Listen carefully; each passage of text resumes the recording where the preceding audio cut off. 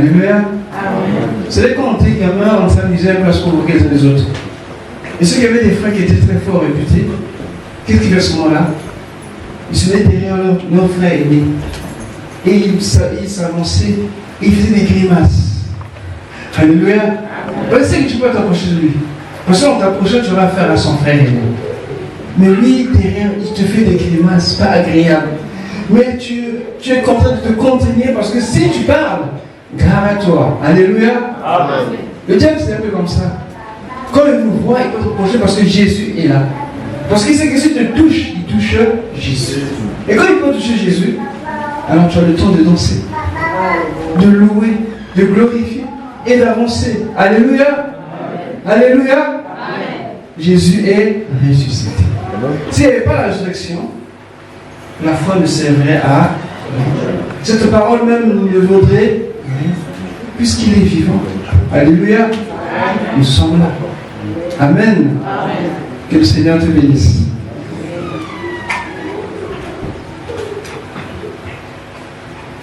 Nous allons parler des vallées ce matin.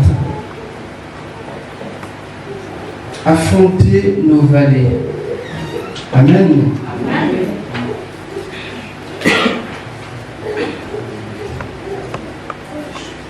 Pour vous donner une idée, des vallées, c'est des zones géographiques dues aux dépressions. Parfois c'est un courant d'eau. Ça peut être évasé, ça peut être lent. Mais souvent c'est compris entre deux versants, deux montagnes. Plus souvent. Ça peut être une zone très large, très évasive, où un courant, ou un fleuve, ou une rivière peut passer. Ce sont des endroits qui sont plus ou moins agréables, ou bien faciles. Amen.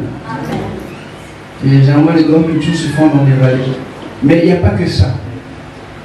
Dans la Bible, la vallée symbolise tant la vie facile, mais aussi des choses difficiles. Amen. Dans le temps, les grandes batailles, ça se passait dans des vallées. Les grandes batailles, ce qui a vraiment transformé ce monde, se passait pratiquement dans des vallées. Parce que là, il n'y avait pas vraiment pour se cacher, pour se réfugier. Donc, c'est l'affrontement, il y avait vraiment affrontement. La plus grande bataille que nous attendons, celle d'Armageddon, ça sera dans la grande vallée de Hinnom. Amen.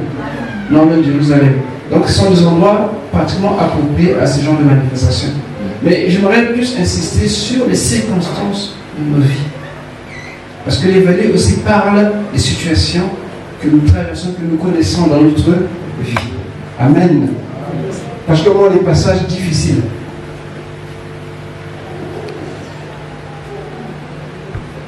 Quelques vallées qu'on va énumérer. Et je prie que, quelle que soit la vallée dans laquelle je me trouve, Jésus est ressuscité. Amen. Et foi. Et quoi? Alléluia. C'est que la vie que Dieu nous a donnée, c'est une vie sans limite. Par la foi, nous avons la vie éternelle. Mais dans la réalité, nous avons des étapes à franchir, des batailles à mener. Alléluia. Et on ne doit pas avoir peur. On ne doit pas avoir peur. Écoute, même si tu dis que je n'aime pas ça, mais tu seras obligé. Parce que tu es contraint. C'est pas par ta propre volonté, mais tu es soumis parce que c'est comme ça. Alléluia. Donc, un chrétien qui ne comprend pas la vie spirituelle, le combat spirituel, c'est difficile pour lui d'évoluer. C'est pour ça que nous devons vraiment lire la parole de Dieu, prier avec les autres, prendre part aux activités de l'église. Alléluia. Venir à l'église, prier ou passer à la maison bien aimée, ce n'est pas suffisant. Non, ce n'est pas suffisant. C'est comme si j'avais un potentiel énorme, mais je ne sais pas l'utiliser. Mais le diable veut jouer avec ta vie. Amen. Alors nous avons été appelés pour conquérir, pour remporter les batailles, les victoires. Amen. Et chacun de nous, certainement, connaît ou traverse une vallée quelconque. Mais ce n'est pas la fin, c'est qu'une étape. Alléluia. On ne doit pas avoir peur. Cette semaine, nous sommes en train d'étudier la vie de David. Et nous avons vu des choses concernant la vie de David. David qui est passé dans plusieurs étapes dans sa vie. Mais Dieu était toujours avec lui. Dieu n'a pas épargné de bataille et de confrontation. Parfois, nous pensons que la vie chrétienne, c'est une vie facile. Tu dors, tu te réveilles. Non, bien aimé. Si nous aimons David, aimons les circonstances de sa vie, les situations qu'il a eues à connaître, à traverser. Bon, n'imitez pas le cœur de Bathsheba. Amen. Amen, amen. Mais David, c'est un homme comme toi et moi, qui a connu des moments difficiles. Je commencerai par la vallée des larmes, ce que nous appelons la vallée de Baca, ou la vallée de Bokim. Le psaume 84, le verset 7.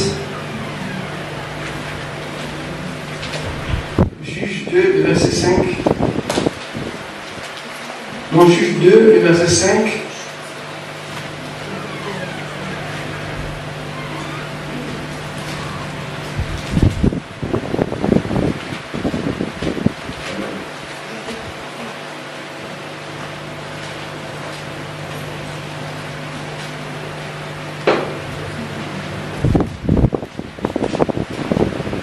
Oui, quelqu'un a trouvé?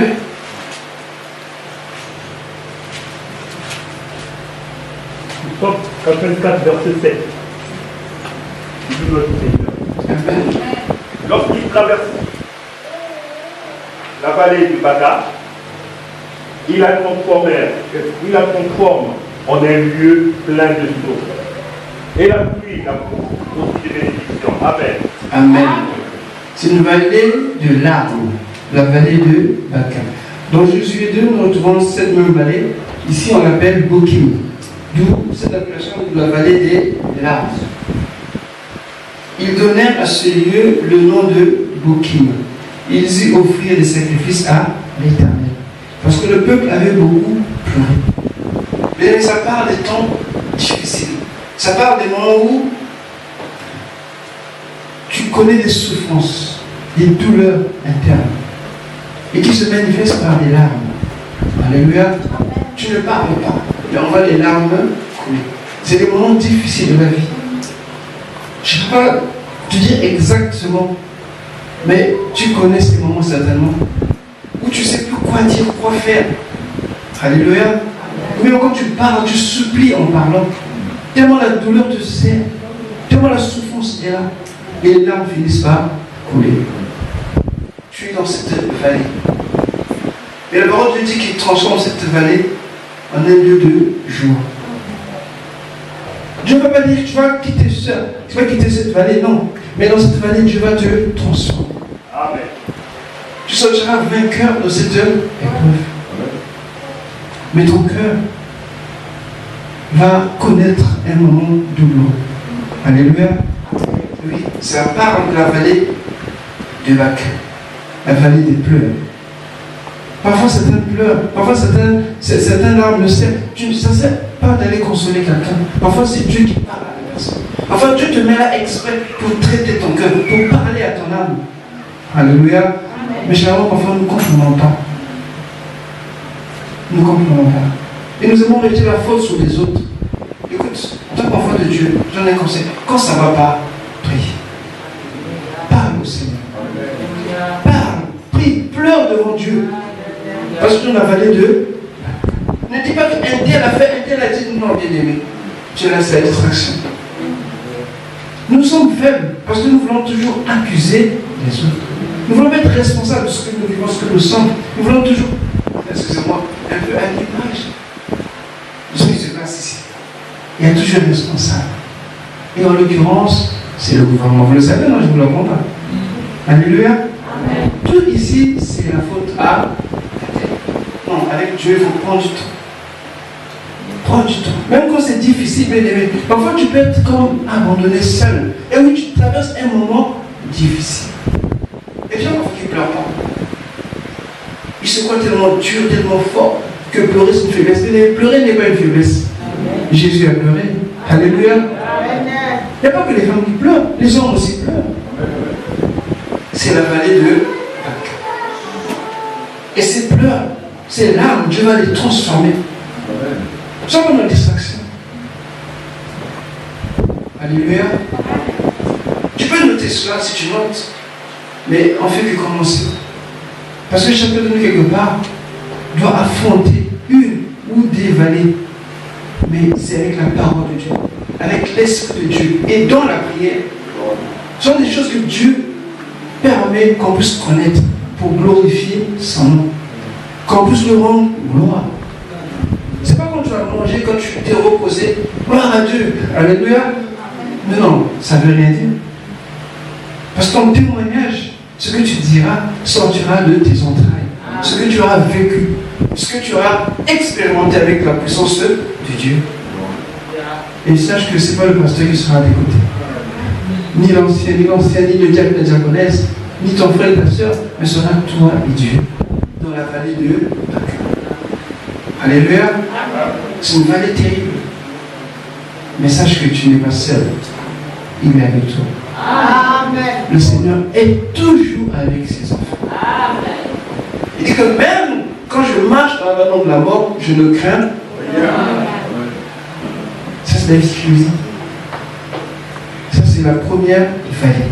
C'est des souffrances, des douleurs internes qui ne peuvent pas s'exprimer parce que personne ne te comprendra.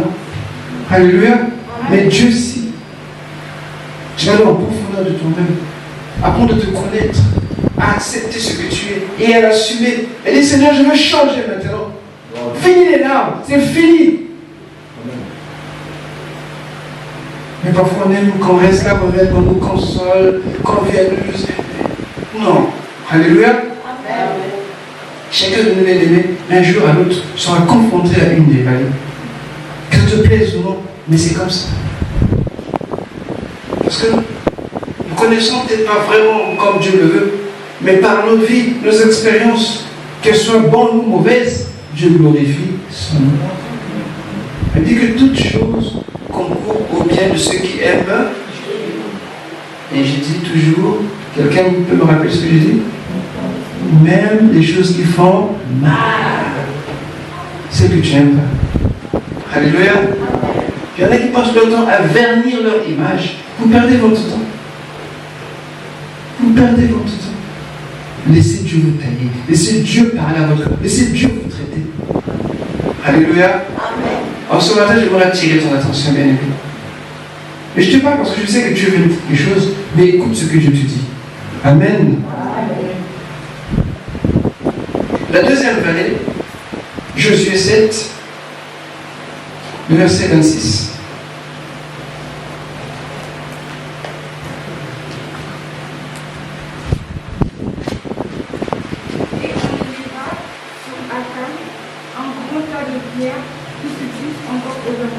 L'Éternel remonta alors à son ardente colère.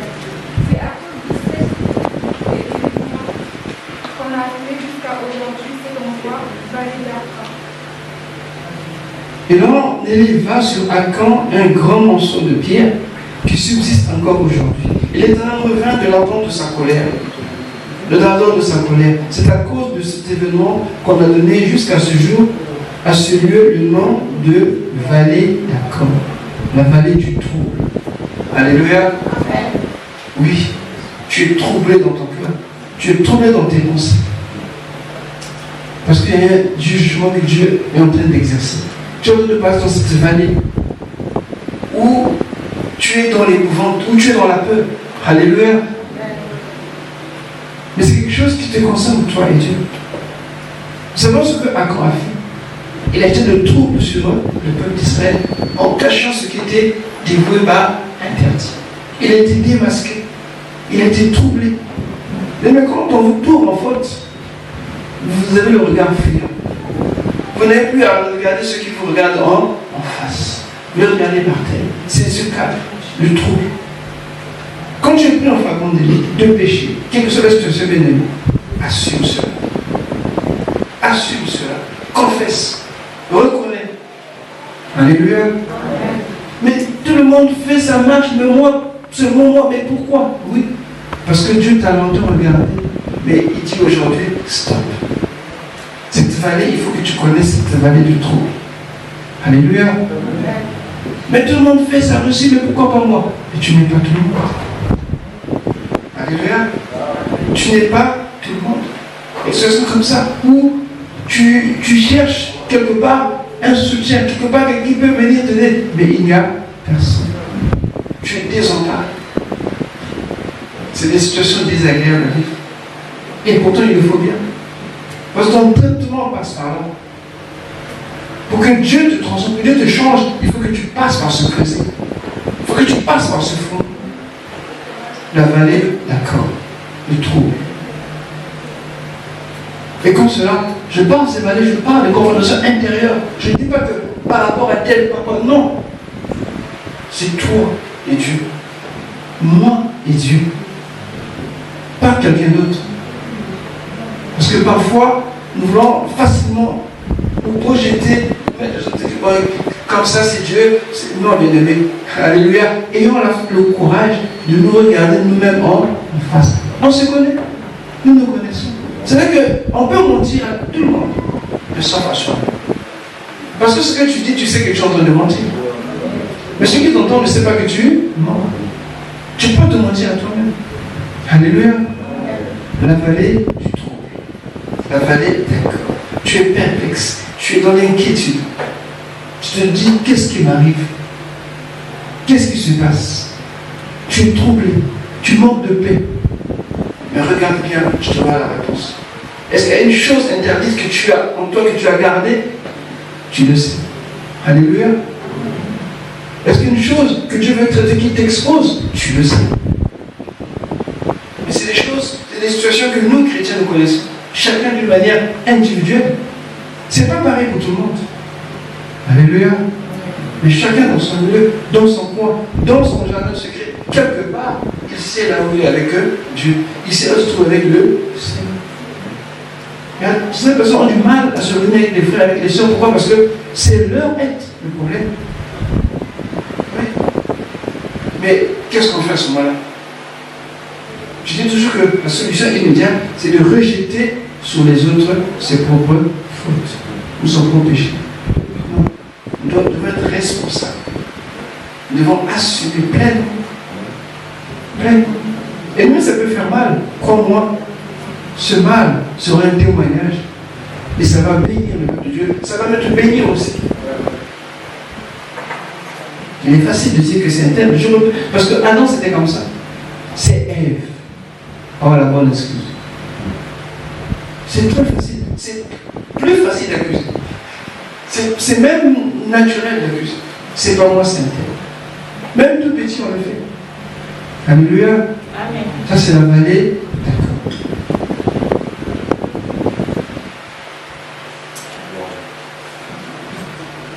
Nous sommes le psaume 23, on vient de le citer à peine. La troisième vallée.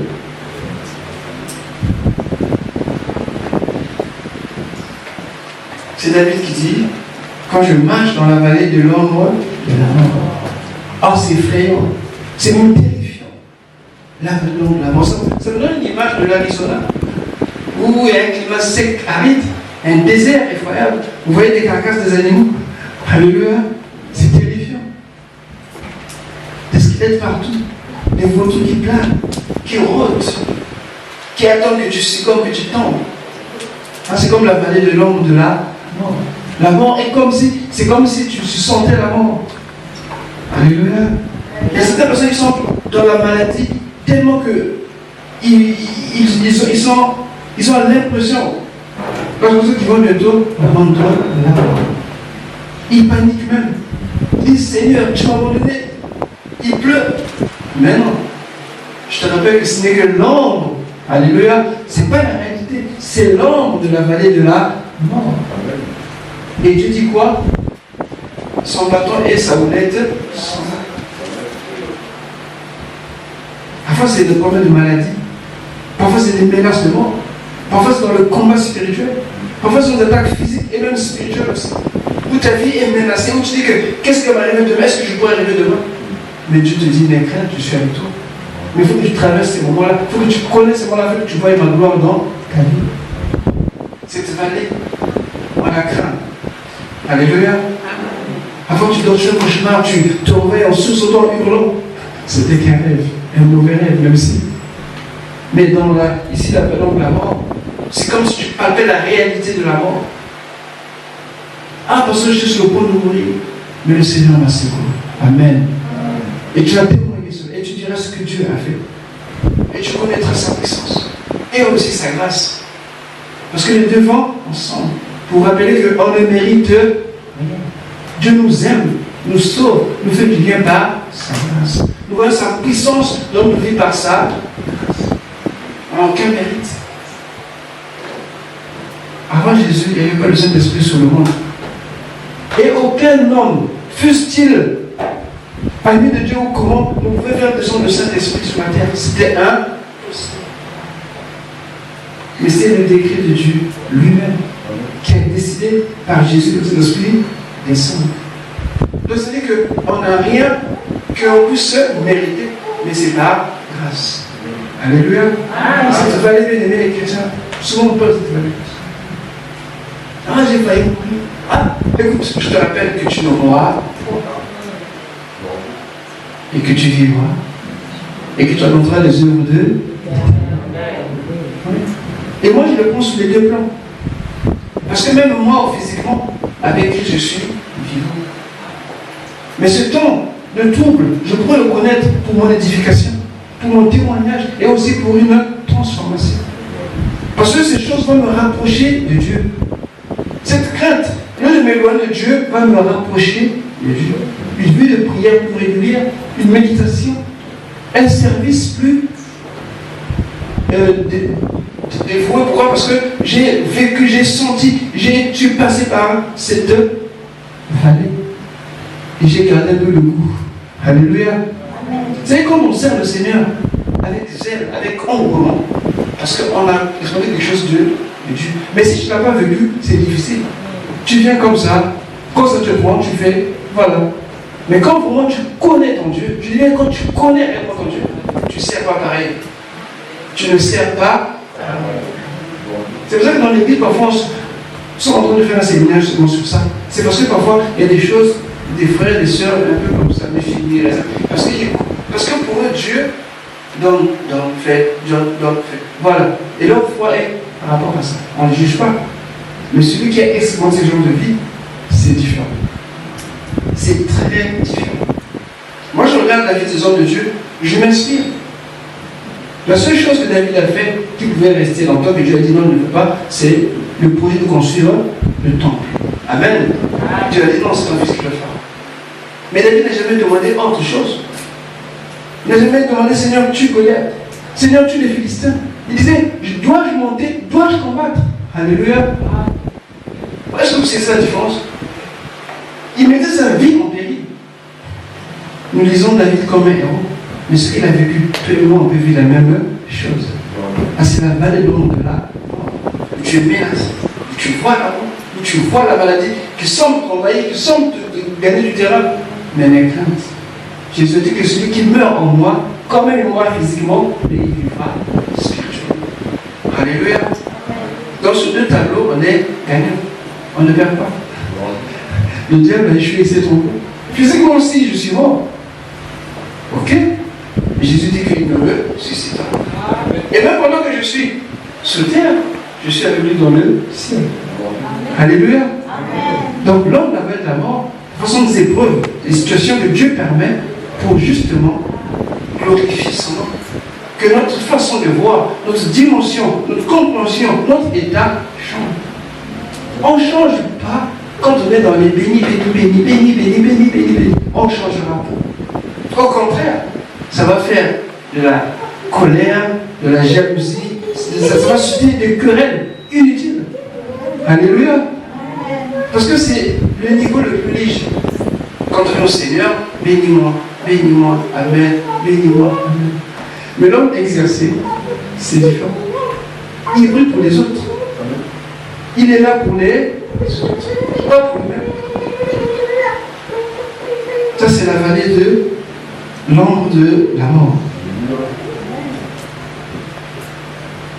Les attaques démoniaques, c'est dans cette sphère-là que ça se menace, que ça se manifeste. Tu dors, tu as besoin de tes tombes de poursuite.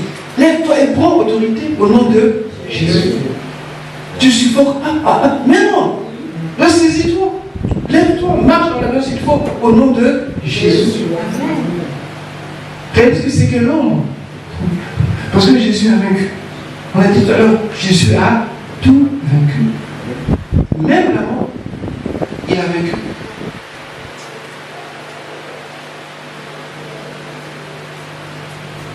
C'est une chose que parfois, quand je regarde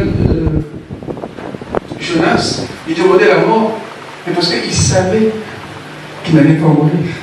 Alléluia. Il a essayé. Jetez-moi dans l'eau. J'ai dit, écoute, l'eau c'est mon domaine, tu vas te cacher. Alléluia. En fait, ces prophètes avaient une vision de Dieu, plus ou moins voilée, mais ils avaient confiance en Dieu. Et parfois ça nous manque. C'est vrai que parfois on peut connaître ces moments comme ça pour nous rapprocher de Dieu. Quand tu dis lâche prise, obéis. Oh, je vais tomber, je vais mourir. Qui t'a dit que tu vas mourir? Dieu dit lâche prise. Lâche, abandonne. Alléluia.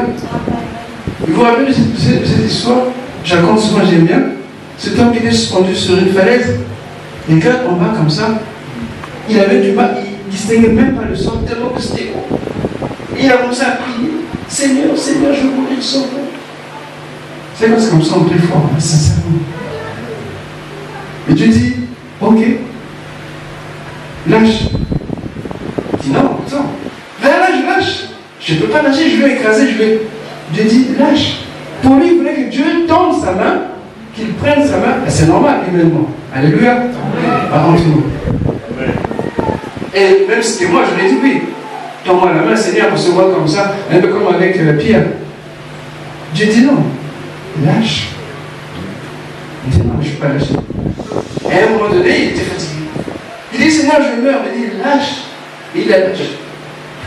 Et le sol était, moi je vais être gentil, à 5 cm.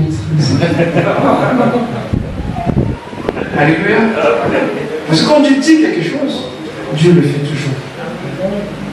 Et parfois, nous, dans le danger, on a l'impression que Dieu est loin, que Dieu, que c'est fini. Non, bien aimé, Dieu n'est jamais loin. Dieu n'est jamais loin.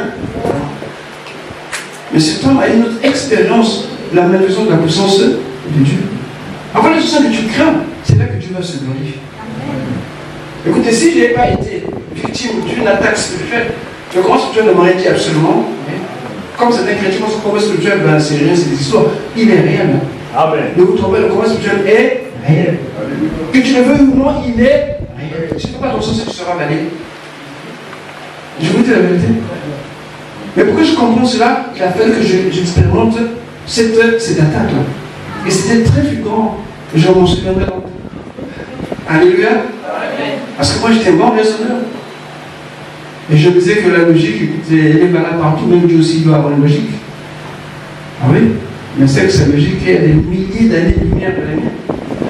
Alléluia. Ça c'était la 3e vallée. Amen.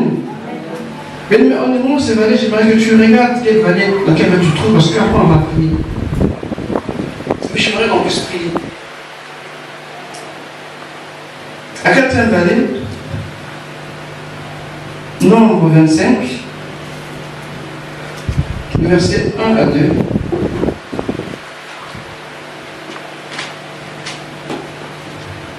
Nombre 25, 1 et 2, j'ai la parole du Seigneur.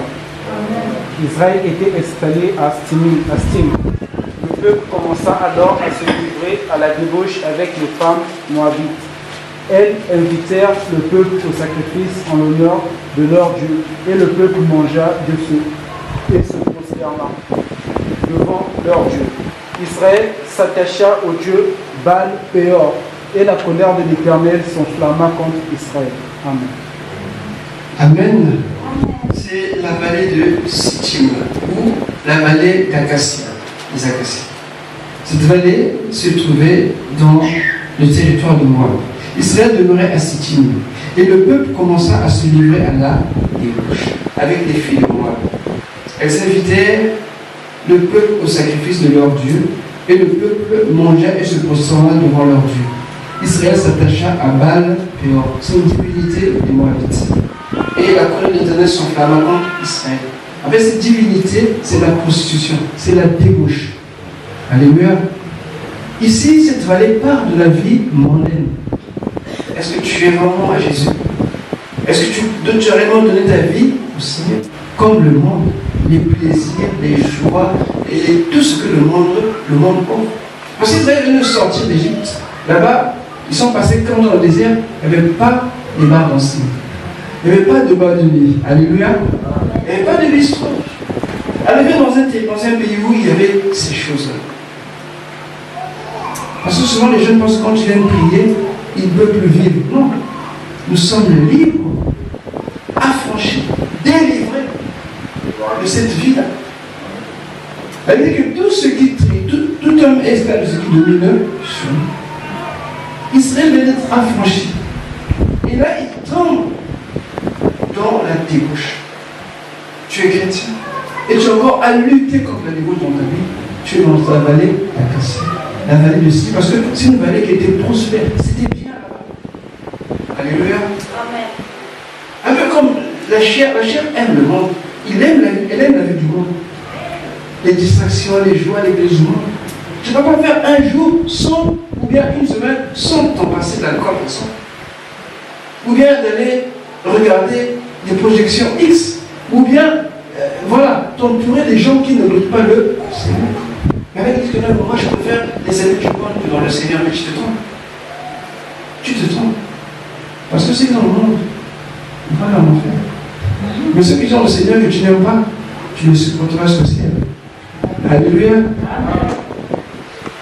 Et cette île, Acacia, ça part de la vie mondaine, de la débauche, de la boisson, la luxure, tout ce que la chair aime, tout ce que le monde aime. Parce que quand Balaam n'a pas pu maudire Israël, alors il va donner le conseil à Balaam, il dit écoute, comme leur Dieu est saint, saint, saint, et qui n'aime pas le compromis, qui n'aime pas l'idolâtrie, eh bien, envoie tes filles, envoie tes femmes à la prostitution.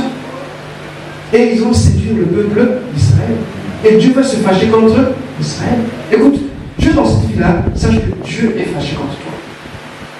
Tu viens à l'église, oui, Dieu est dans son maison, tu pries, mais sache que la cause de Dieu est sur toi. Parce que tant que tu restes dans la débauche, que ce soit spirituel ou physique, c'est la débauche. Et la débauche, c'est l'idolâtrie. Parce que les choses prennent la place de Dieu dans ton cœur. Tu ne peux pas t'en passer. Alléluia. Oui, tu es chrétien, mais tu es encore dans cette vallée-là. Mais tu peux sortir de la. Il y a eu un des fils des sacrificateurs, souvent c'est quelqu'un qui s'appelait Philippe, qui a pris le courage, il a pris une lance, qui a transpercé un homme qui était l'un des chefs d'Israël, avec sa femme, Cosby, je crois son nom, il a transpercé déjà avec la même lance.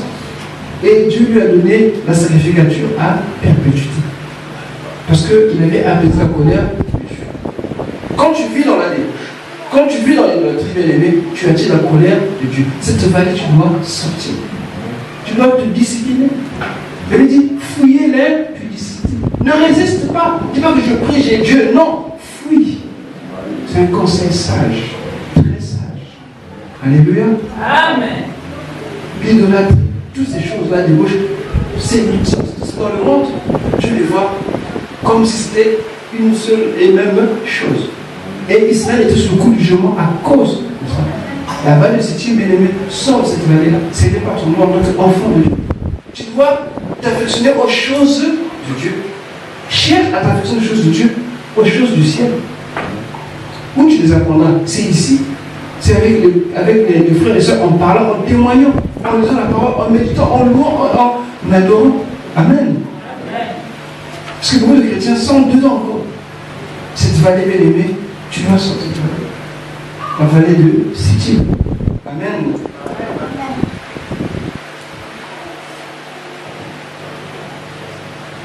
Dans 2 Samuel 23,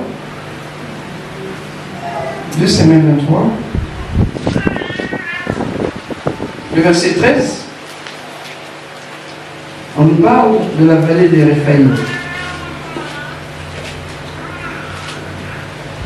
2 Samuel 23, verset 13, de la parole du Seigneur. 3 des 30 chefs descendirent vers David à l'époque de la moisson. Ils se trouvaient dans la grotte d'Adulam et une troupe de Philistins campaient dans la vallée de Réphaïm. Amen. Cette vallée, justement, Réphaïm signifie géant. C'est la vallée des géants. Les géants, c'est ce qui est plus fort que l'homme, de manière naturelle. Amen. Mais les géants, qu'est-ce qui suscite? La peur. On a peur. On est, comment dire, bloqué, on ne peut plus bouger. Parce qu'on a peur. Israël disait que nous sommes à leurs yeux comme des sauterelles, donc incapables de faire quelque chose. Il y en a dans la vie qui ont peur. Ils ne peuvent rien faire parce qu'ils ont peur. On dit, va faire ceci, j'ai peur. Oh. Me dit, mais va là-bas, j'ai peur. Incapable de commencer. Comme la prière, j'ai peur. Mais ce n'est pas l'amour. Tu dois sortir cette peur. Ou c'est la peur qui te gère. Tu ne peux rien faire. Parce que tout ce qui est devant toi est géant, est grand, et te voit tout petit. Alors que en toi, Dieu a mis toute la puissance au nom de Jésus. Vous voyez comment Dieu nous montre ces choses? Il met un petit enfant, un jeune garçon, un adolescent, pour aller terrasser Goliath. Goliath était un géant. Mais la peur, c'est l'ennemi de la foi. Tu ne peux pas être chrétien et entretenir la peur. Parce que ce que tu vas demander, c'est un acte de foi. C'est le courage. Alléluia. C'est le courage. Mais quand tu as peur, quand tu es dans cette vallée des Réphaïm, tu ne peux tout pour toi. Tu mets d'abord quoi? La peur. J'ai ceci. Non. Il dit, qu'as-tu que tu n'es reçu? Le monde peut s'enorgueillir parce qu'ils ne connaissent pas la grâce de Dieu. Mais tout le monde connaît la grâce de Dieu. On n'a pas à s'enorgueillir. On doit comprendre que tout nous est donné par grâce. Et la foi, notre foi triomphe de ce monde. Alléluia. Alléluia. Que le Seigneur soit béni. On va se lever. Tu vas prendre position par rapport à la vallée. Cette vallée dans laquelle tu dis que Dieu t'a abandonné, que Dieu t'a laissé. Non. Dieu ne t'a pas laissé. Mais tu es là pour vaincre. Tu es là pour triompher. Tu es là pour gagner. Alléluia. Est-ce que tu es là? Est-ce que tu es là? Bien-aimés, les vallées, ce sont les passages difficiles de notre existence. Chacun nous connaît des passages comme ça. Oui, chacun nous connaît des passages comme ça. Que ce soit à la maison, que ce soit au travail, à l'église, dans la famille, dans la société, il y a des moments comme ça. Mais sache reconnaître le passage dans lequel tu te retrouves. Et tu vas prier par rapport à ça. Amen. Amen. Est-ce qu'on peut prier? Commence à prier, bien-aimé. Commence à prier. Commence à prier. Nous avons parlé de la vallée des larmes. Nous avons parlé de la vallée du trou. La vallée de l'ombre de la mort également. La vallée de l'idolâtrie, de la débauche. La vallée de la peur, de la frayeur. Et enfin, la victoire par la foi. Cette vallée, bien-aimée, que tu affrontes, c'est par la foi, bien-aimé. Confesse. Confesse. Proclame. Par la foi. Et je prie que tu viennes témoigner ici un jour. Tout ce qu'on a dit sur toi, tout ce qu'on pense sur toi, alléluia, cette vallée, tu vas la traverser. Cette vallée, tu vas la traverser. Tu la traverseras certainement. Et tu rendras gloire au Seigneur. Nous te rendons toute la gloire, Seigneur. Nous te rendons toute la gloire, notre Dieu. Nous te rendons toute la gloire, Seigneur. Tu es vivant, Seigneur. Tu es vivant. Alléluia. Pour ta parole, pour ta grâce, pour ton amour, Seigneur. Bien-aimé, lève ta voix. Alléluia. Bien-aimé, prie. Tu as la victoire. Cette parole est venue pour te montrer seulement combien Dieu tient à toi, combien il veille sur toi. Et tu n'as pas à te sentir seul ou abandonné, mais tu peux t'appuyer sur lui. Tu as la parole de Dieu pour résister. Tu as le Saint-Esprit pour que tu sois équipé. Et tu as la prière pour l'autorité dans le nom de Jésus. Oui, bien-aimé. Alléluia. Dis-le, proclame-le. Entends-toi parler, entends-toi prier. Et confesse des paroles de foi, de victoire. Ce ne sont pas ces vallées qui vont t'arrêter. Israël est passé par là, David est passé par là. Mais il est finalement arrivé. C'est comme toi, bien-aimé. Je prophétise que tu arrives là où Dieu a établi un endroit pour toi. Il y a un héritage qui t'attend. Une victoire, un accomplissement, une bénédiction. Tout cela est possible. Tout cela est possible, bien-aimé. Saisis-le, crois-le, accepte-le. Ce n'est pas impossible, mais c'est possible. Le Seigneur est vivant. Parce qu'il est ressuscité. Parce qu'il est ressuscité. Jésus est vivant. Alléluia. Alléluia. Alléluia. Quelqu'un peut dire Alléluia avec moi? Quelqu'un peut dire Alléluia avec moi? Il est vivant le Seigneur. Alléluia. Il est vivant le Seigneur. Alléluia. Il est vivant le Seigneur. Alléluia. Il est puissant Jésus. Il libère Jésus. Il délivre Jésus. Il guérit Jésus. Quelqu'un peut le dire avec moi? Je suis libre. Je suis guéri. Je suis délivré.